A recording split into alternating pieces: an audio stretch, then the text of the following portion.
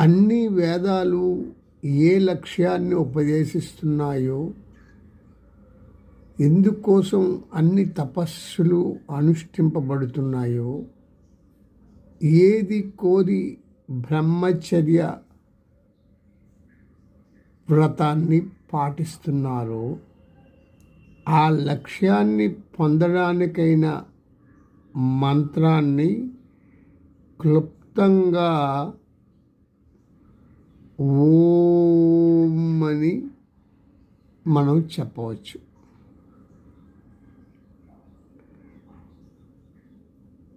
ఓం అనే ఇప్పుడు చదవబోయే ఈ మంత్రం భగవంతుడు.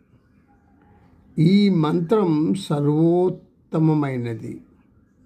ఈ మంత్రాన్ని తెలుసుకున్న వ్యక్తి ఏం కోరుకుంటే అది అతనికి లభిస్తుంది. ఏతద్వేవాక్షరం బ్రహ్మ, యాతద్వేవాక్షరం పరం,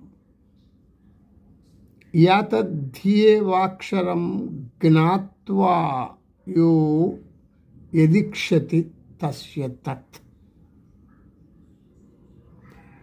మళ్ళీ ఇంకొకసారి, యాతద్ధ్యేవాక్షరం బ్రహ్మ, యాతద్ధ్యేవాక్షరం పరం, యాతద్ధ్యేవాక్షరం జ్ఞాత్వా యో యదిక్షతి తస్య తత్.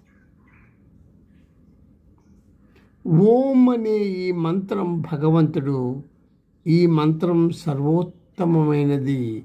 ఈ మంత్రాన్ని తెలుసుకున్న వ్యక్తి ఏం కోరుకుంటే అది అతనికి లభిస్తుంది.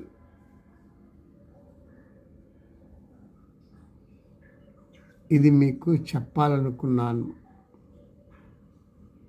ధన్యవాదాలు.